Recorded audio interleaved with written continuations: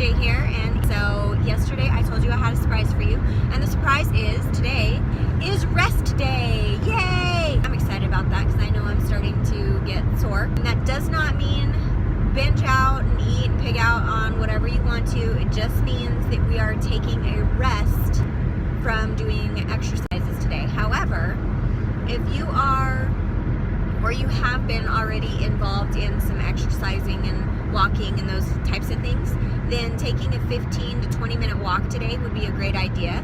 If you're more advanced, then you could take a 15 to 20 minute, light jog or something like that. Or if you're like me and your muscles are kind of stressed out and tired, then doing some yoga today and some stretching would be really great. I'm probably going to do a nice 15 to 20 minute walk later today and some stretching, and so that's what I have planned for my exercise today.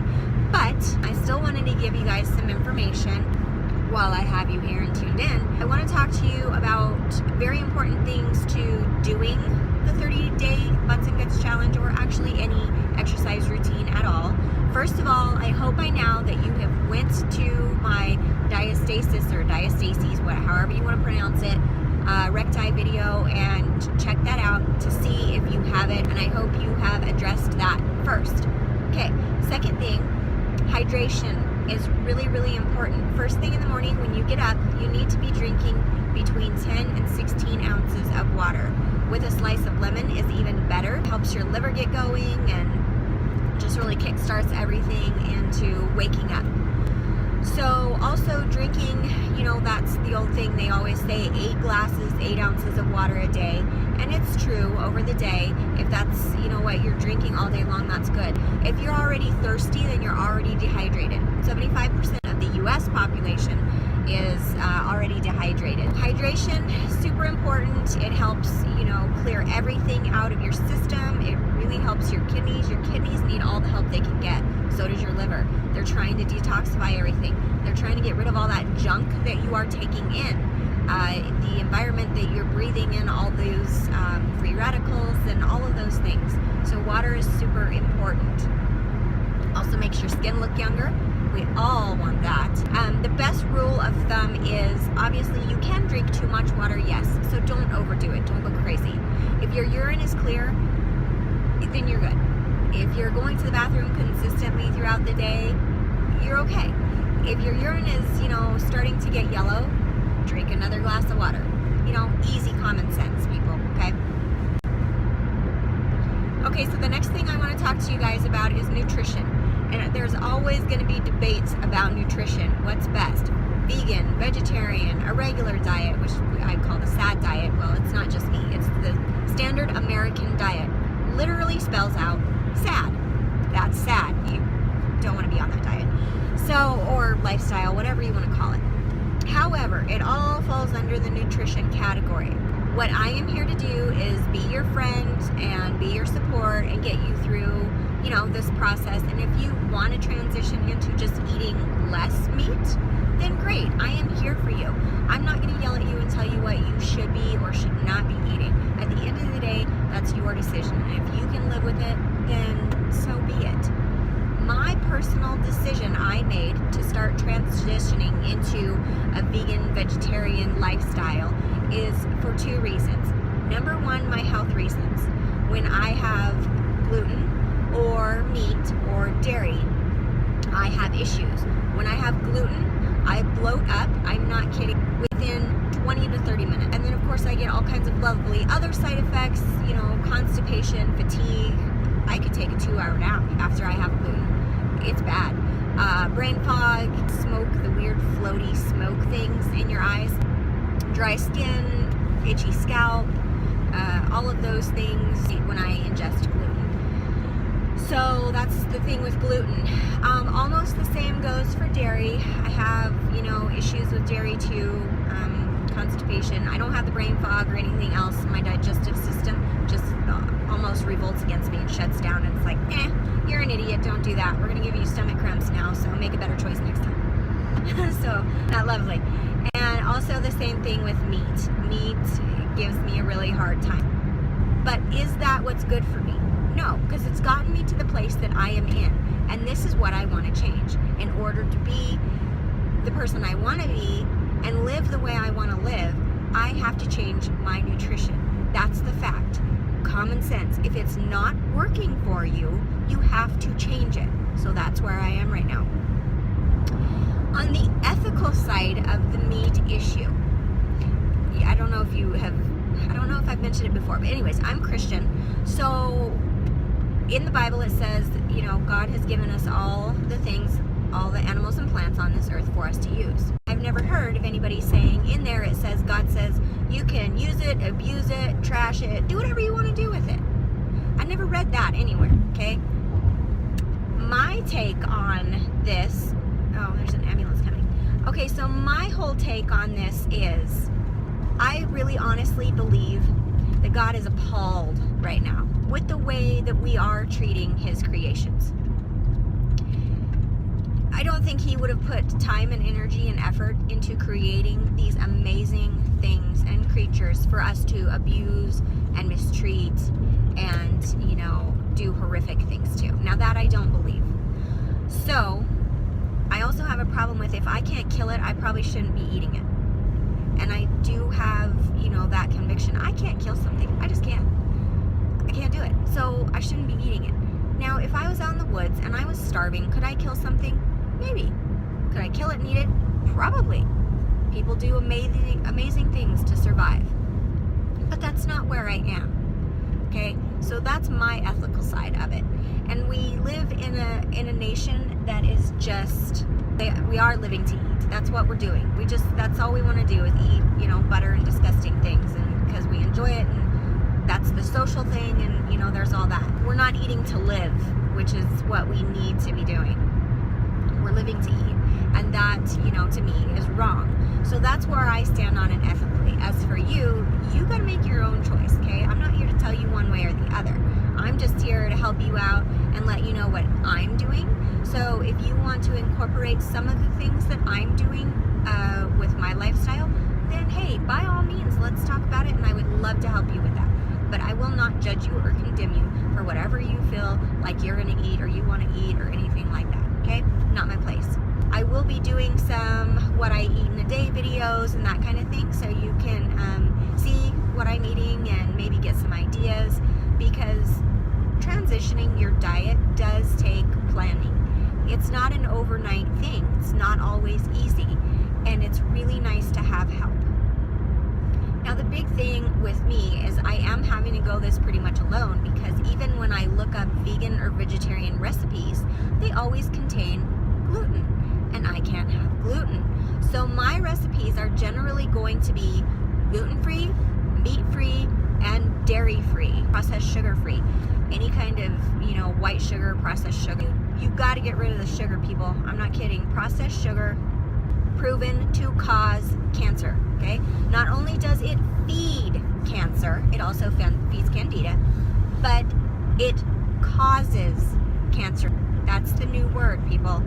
Get rid of the sugar. If you have to open a box of something or a package, chances are it contains some form of sugar. If it says sugar-free, then it's going to have a sugar alternative. Still not good for you. Start making your own food at home and, you know, take baby steps. Transitioning your lifestyle with nutrition is a process. There is planning, there is work that you're going to have to do, and chances are, yep, you're going to mess up. I know I have. I have messed up several times over the year, and it's still a process. But the thing is to do better today than I did yesterday. And each day I can feel better knowing that I am doing better today than I did yesterday. Maybe not with the entire package every day, but there's one thing I did better today than I did yesterday. That's the goal with that. But seriously, get rid of the sugar. You have to. You have to get rid of the processed sugar, you guys. If you need sugar for baking, please check out organic coconut sugar. I get mine from Sam's Club, a gigantic bag for like $6. I mean, seriously, you can't beat that. Now, I know it's way more expensive in your smaller stores like your Albertsons, your Safeways, your Kroger's, your City Markets. I know it's way more expensive, and your health food stores, because we have a Sprouts and it's a little tiny bag and it's like $12.99. I was like, you guys have got to be kidding me. So anyways, check into that. Also, sweet leaf stevia drops for, you know, your smoothies and those types of things. Really, you should not need sugar in your smoothies. They should be sweet enough, even if you're putting kale and spinach in there. The bananas you're using should be ripe. They should have black, you know, dots on them. They should be ripe. The best thing to do is wait till you have some of those bananas that are super duper ripe, and then peel them, cut them into 4 pieces, put them in the freezer. That way your smoothie is going to be cold and it's going to be sweet, and you are not going to have to add any sugar into your smoothie. Okay, you can also make the banana nice cream, again using super ripe bananas, and you're not going to have to put any sugar in there. Okay, so the next thing I want to talk about is the importance of your warm-up, stretching, and your cool down for your workouts. Okay, extremely important that you do a warm up, a little bit of stretching. Don't overstretch. You don't want your muscles to be jello-y and rubbery while you're trying to work out. Okay, so because that can lead to injury. Your warm up, your stretching, and your cool down are basically all used for the same purpose. It gets everything moving, blood and oxygen and everything to your muscles so that they can do what they need to do. But basically we can tear them down so that they rebuild. Your cool down is super important because you don't want blood pooling. It could lead to strokes. It's very dangerous. So you need to have a cool down. Some of the cool downs on my videos are probably going to be a little bit short, you know, because like I told you before, I work. I am doing stretching and cooling down, but you need to be doing enough cooling down. If what I did at the end of the exercise is not enough cool down for you and you're still breathing heavily, get up and walk around your house gently, breathing in through your nose and exhaling out through your mouth slowly. Those things are really important until your breathing comes back to a normal level, okay? Then that's when your cool down is complete. And not everybody has the same amount of cool down time. Also, getting enough rest at night is extremely important, and so are the rest days. And they are important because as your body rests, it can rebuild. If you keep it in a constant state of tearing down, it can't rebuild. You're defeating the whole purpose of all this energy and effort you're putting into it, okay?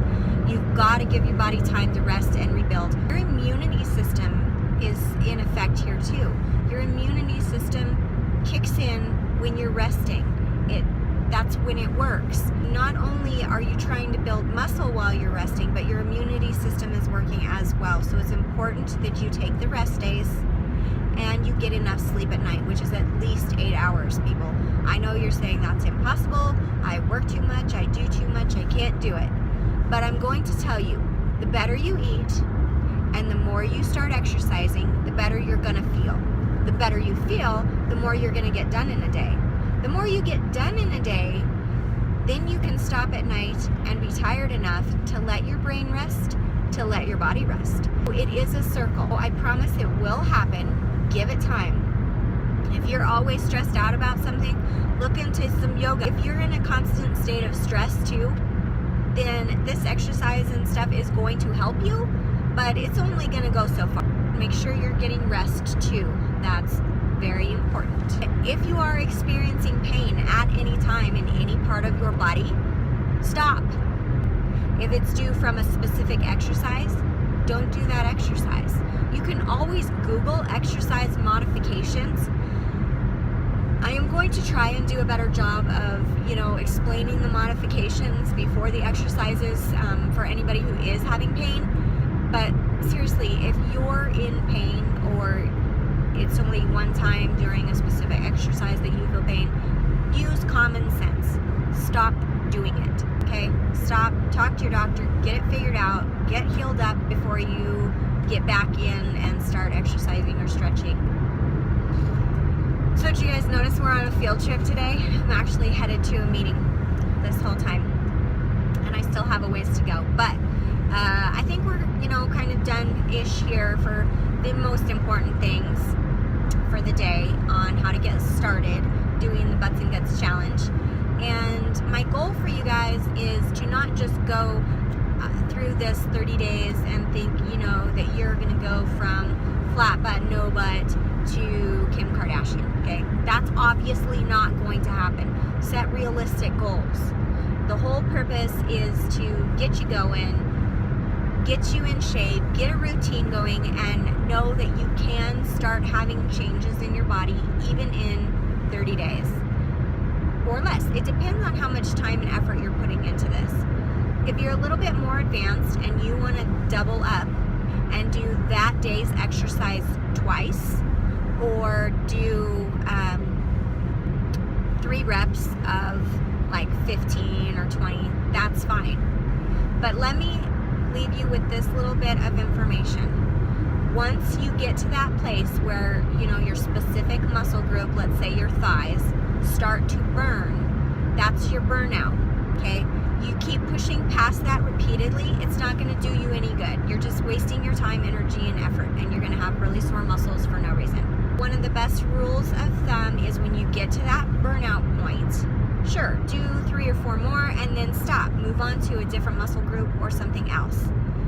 But you're still supposed to be getting to that burnout, within 3 times.